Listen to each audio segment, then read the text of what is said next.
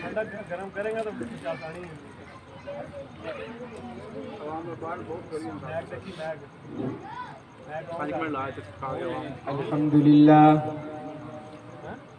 الحمد لله وحده والصلاة والسلام على من لا نبي بعده.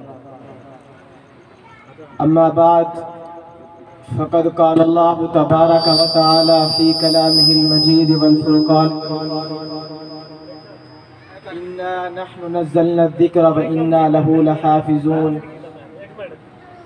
وقال الله تعالى في مقام آخر: وما أرسلناك إلا رحمة للعالمين.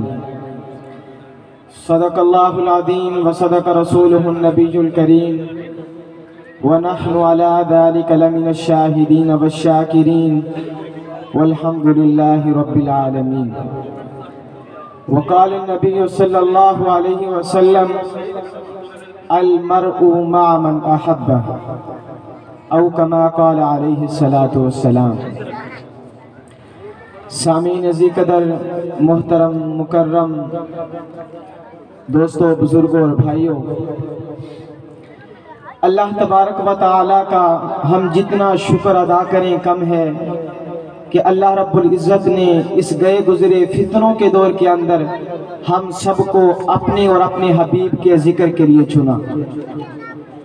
اور اللہ ذکر کرنے کی اسے توفیق دیتے ہیں، نیک کام کرنے کی، اپنے حبیب کی بات کرنے کی اور سننے کی اسے توفیق دیتے ہیں جسے رحمت کی نگاہ سے دیکھتے ہیں، جسے شفقت کی نگاہ سے دیکھتے ہیں، محبت بھری نگاہ سے دیکھتے ہیں.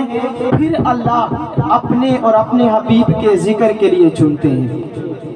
اور اس پر اللہ تبارک و تعالیٰ کا ہم جتنا شکر ادا کریں اس احسان عظیم کا اتنا ہی کم ہے. اور اللہ قرآن مجید کے اندر فرماتے ہیں: وَإِذْ تَعَذَّنَ رَبُّكُمْ لَئِن شَكَرْتُمْ، کہ اگر تم میری نعمتوں کا شکر ادا کرو گے، اگر تم میری نعمتوں پر خوش ہو کر میرا شکر ادا کرو گے، لَأَزِيدَنَّكُمْ، تو میں تمہاری نعمتیں بڑھا دوں گا. اور اگر تم ناشکری کرو گے، کفر کرو گے، تو اللہ فرماتے ہیں: ان عذابی لشدید، میرا عذاب بھی بہت سخت ہے. تو سامعین عزیز قدر، اس پر میں بھی اللہ رب العزت کا شکر ادا کرتا ہوں، اور آپ حضرات کو بھی اللہ کا شکر ادا کرنا چاہیے کہ اللہ رب العزت نے ہم سب کو یہاں اپنے حبیب کے ذکر کے لیے چنا. تو محفل کے آغاز سے پہلے ہم سب نے ایک کام کرنا ہے. پہلے تو میں اس پنڈال سے باہر جتنے دوست بزرگ بھائی تشریف فرما ہیں، میں ان سب سے التماس کرتا ہوں کہ اللہ رب العزت نے انہیں اپنے ذکر کے لیے چنا تو وہ اس محفل میں آئیں، کیونکہ یہ محفل بڑی بابرکت محفل ہے. اللہ رب العزت نے اس محفل کے اندر فرشتوں کو بھیجا ہے. اللہ رب العزت تو انہ علیم بذات الصدور ہیں. اللہ رب العزت کو ہر ایک چیز کا علم ہے. کالا پتھر ہو، کالے پتھر کے نیچے کالا کیڑا ہو، اللہ رب العزت کو اس کا بھی علم ہے. اللہ اسے بھی خوراک پہنچاتے ہیں. لیکن اللہ نے فرشتوں کا نزول کیوں کیا؟ اللہ نے اس محفل کے اندر فرشتوں کو کیوں بھیجا ہے؟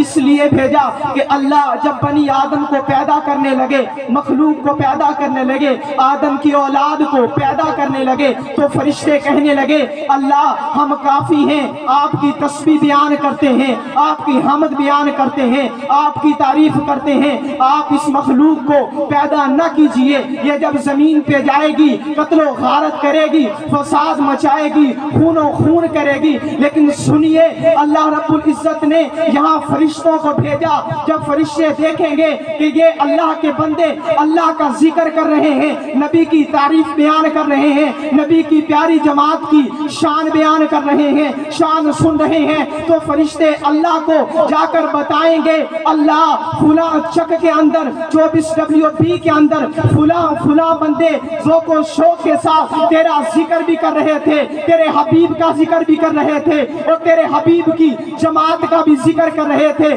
تو اللہ تمہارا ذکر فرشتوں کی مجلس کے اندر فرمائیں گے. تو سامعین عزیز قدر، میری ان بھائیوں سے التماس ہے جو اس پنڈال کے باہر کھڑے ہیں وہ اس مجلس کا حصہ بنے اور آئیں اور اس رحمت کی آغوش میں آئیں جو اللہ رب العزت کی رحمت اس محفل پہ برس رہی ہے۔ سامعین عزیز قدر، ہم نے محفل کے آغاز سے پہلے ایک کام کرنا ہے۔ وہ کام کیا کہ اپنے ذہنوں اور دل کو صاف کرنا ہے۔ آپ یہاں آ گئے، اللہ نے آپ کو توفیق دی، آپ یہاں آئے، آپ کو فائدہ اس وقت ہوگا، آپ کو فائدہ تب ہوگا جب آپ کے ذہن، آپ کے دل اللہ اور اس کے حبیب کی بات سننے کو تیار ہوں گے، ورنہ آپ آنے کا کوئی فائدہ نہیں ہے جب تک ذہن اور دل اللہ اور اس کے حبیب کی بات سننے کے لیے تیار نہ ہوگا۔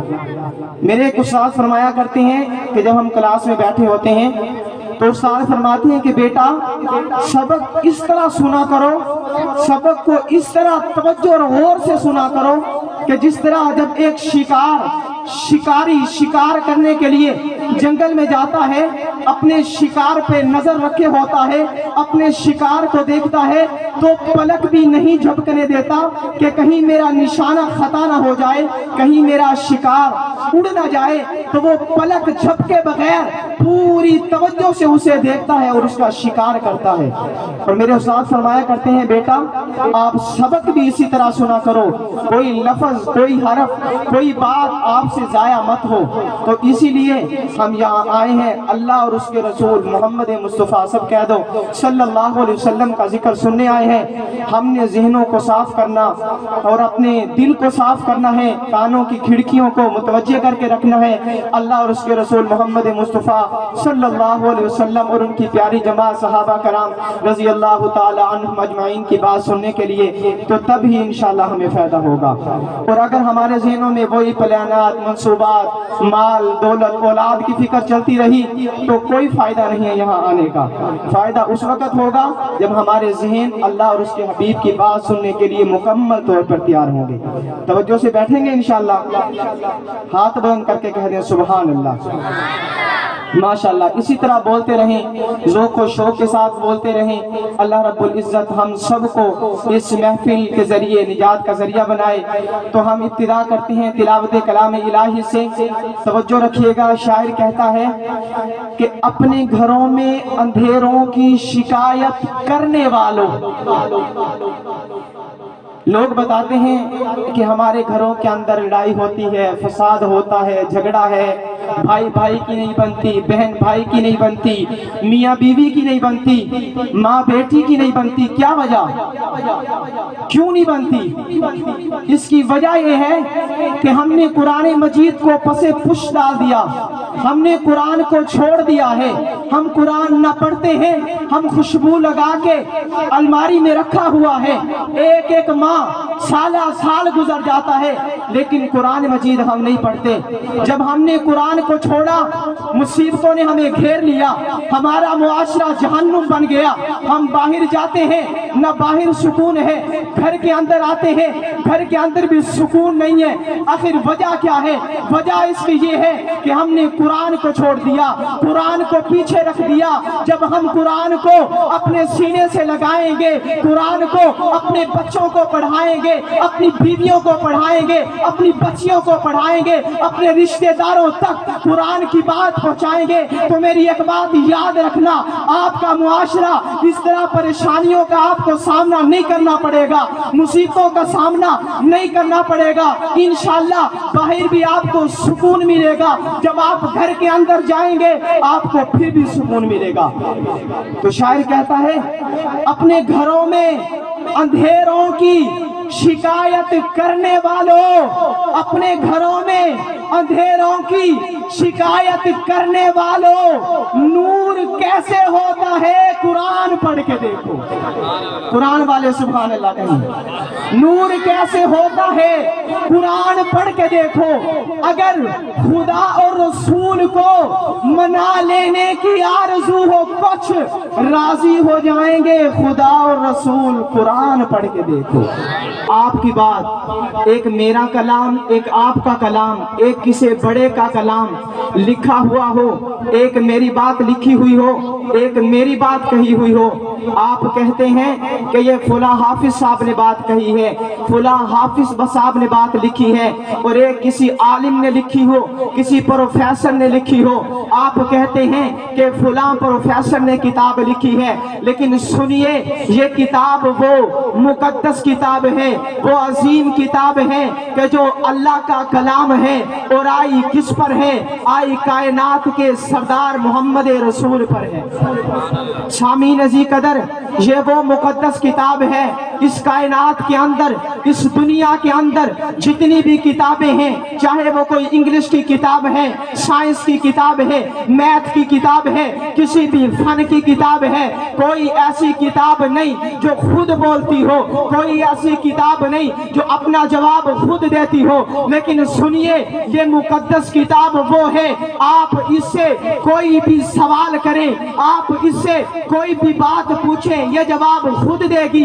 इसे जवाब देने के लिए किसी आदमी की जरूरत नहीं है, ये मोहताज नहीं है। आप इससे पूछें, ए कुरान मजीद आपका नाम क्या है? जवाब मिलेगा कुरान मजीद। आप पूछें, ए कुरान मजीद आपकी जुबान क्या है? जवाब मिलेगा बिलिसान अरबी मुबीन। आप पूछें, ए कुरान तू कहाँ रहा? तेरा मस्कन क्या था? तेरी जगह क्या थी? जवाब मिलेगा फी लौही महफूज। आप पूछें, कुरान तू आया कहाँ से? जवाब मिलेगा तंजीलुम मिर रब्बिल आलमीन। आप पूछें, ए कुरान तुझे लाने वाला कौन? तू किसके जरिए आया? तू किसके वास्ते आया?